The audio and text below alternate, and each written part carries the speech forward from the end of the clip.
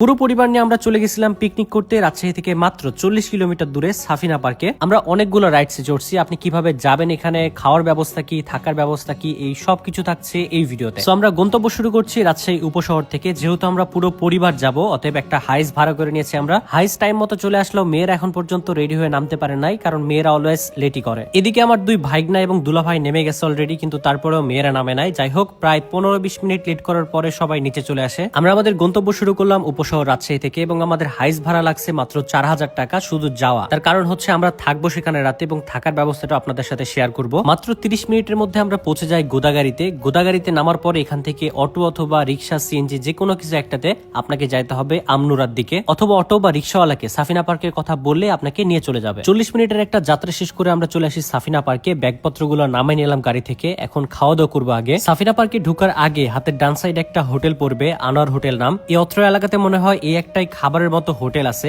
যেটাতে মোটামুটি আপনি সকালের নাস্তা থেকে দুপুর এবং রাতের খাবার পাবেন। হোটেলের ভেতরে ঢুকার পরে প্রথমে হোটেলের স্পেস পাওয়া যাবে, অনেক বড় একটা জায়গা। তার সাথে ভেতরে ঢুকলে আবার রেস্টুরেন্টের মতো একটা জায়গা আছে, সেখানে বসে আপনি পরিবার অথবা বন্ধু বান্ধব নিয়ে একটু প্রাইভেটলি খাওয়া দাওয়া করতে পারবেন। এটা ছিল আনোয়ার হোটেলের মেনু কার্ড। এখানে গরুর মাংস, খাসির মাংস, মুরগির মাংস সহ আরো বেশ অনেক ধরনের আইটেম ছিল। এখানে সকালের নাস্তা, দুপুরের খাবার এবং রাতের খাবারেরও ব্যবস্থা আছে। আমরা নিছিলাম গরুর মাংস, ভর্তা, ভাজি, ডাল এবং ভাত। খুব সিম্পল একটা খাবার দাবার খাওয়ার চেষ্টা করছি, কারণ এখন খাওয়া দাওয়া শেষ করে আবার আমাদেরকে ঘুরতে হবে সাফিনা পার্ক। বেশি খাইলে আবার বিভিন্ন রাইডস আমরা উঠতে পারবো না। আনোয়ার হোটেলের খাবারের মান বেশ ভালো ছিল। আমরা সবাই মিলে মজা করে খাওয়া দাওয়া করছি। খাওয়া দাওয়া শেষ করে দুলাভাই বিলটা দিয়ে দেয়। এখন আমরা যাবো হচ্ছে সাফিনা পার্কের ভেতরে। আমরা যেহেতু রিসোর্টে থাকার জন্য বুকিং করছিলাম, অতএব আমাদেরকে আলাদা করে কোনো টিকিট কাটতে হয় না সাফিনা পার্কের ভেতরে ঢোকার জন্য। সাফিনা পার্কের ভেতরে ঢুকে আমরা সোজা চলে যাই আগে রিসোর্টে ব্যাগপত্রগুলো রাখি, ফ্রেশ হই, তারপরে বের হয়ে পড়ি আবার। রিসোর্টে থাকতে আমাদের কত টাকা খরচ পড়ছে, রিসোর্টে থাকার পুরো প্রসেসটা আমি আপনাদেরকে পরবর্তী ভিডিওতে জানাবো। কিছুক্ষণ পরে সন্ধ্যা লেগে যাবে, যে কারণে আপনাদেরকে সাফিনা পার্কের রাইডস গুলো ঘুরে ঘুরে দেখাই।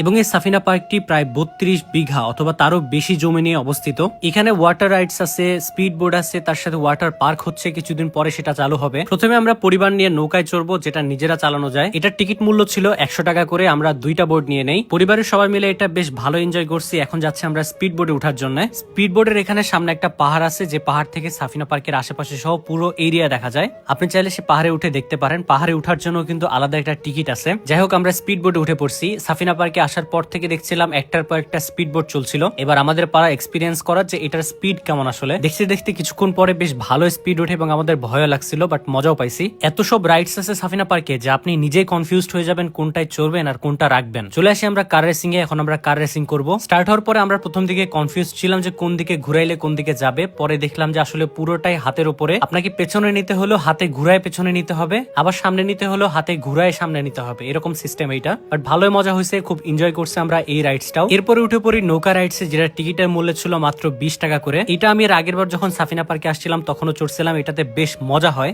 এবং ভেতরে একটা ভয় ভয় কাজ করে হালকা। নাগরদোলার থেকে এইটাতে বেশি ভয় লাগে। উঠার পরে দেখি সাজ্জাদ লাফানো শুরু করছে আর মধু চিল্লানো শুরু করছে। দেন লাস্ট রাইডে চড়ে আমরা ট্রেনে। এইটাতে বেশ মজা হয়, কারণ এটা অনেক স্পিডে যায়। টিকিট মূল্য ছিল মাত্র 50 টাকা করে। আমরা 4টা টিকিট কেটে ফেলি। প্রথমে মনে করছিলাম ছোটখাটো একটা রাইড হবে, তেমন একটা মজা হবে না, কিন্তু উঠার পরে সাজ্জাদের অবস্থাটা দেখেন পেছনে। আমরা সবাই ভয় পাচ্ছিলাম, কারণ ছোট্ট একটা রাইড হলো, প্রচুর পরিমাণে স্পিড ছিল এটাতে। সাফিনা পার্কের রাইড সম্পর্কে আপনাদেরকে পুরোপুরি ধারণা দিছি। এরপরের ভিডিওতে থাকবে হচ্ছে রিসর্ট সম্পর্কে পুরো ভিডিওটা। বিভিন্ন কটেজ ছিল, কটেজে থাকার মূল্য কেমন, ফ্যাসিলিটিস কি কি থাকতেছে, এবং কত টাকা খরচ পড়বে আপনার এখানে, এই সকল বিস্তারিত নিয়ে থাকছে পরবর্তী ভিডিও। সো ধন্যবাদ সবাইকে এই ভিডিওটা দেখার জন্য। দেখা হচ্ছে পরবর্তী কোনো ভিডিওতে।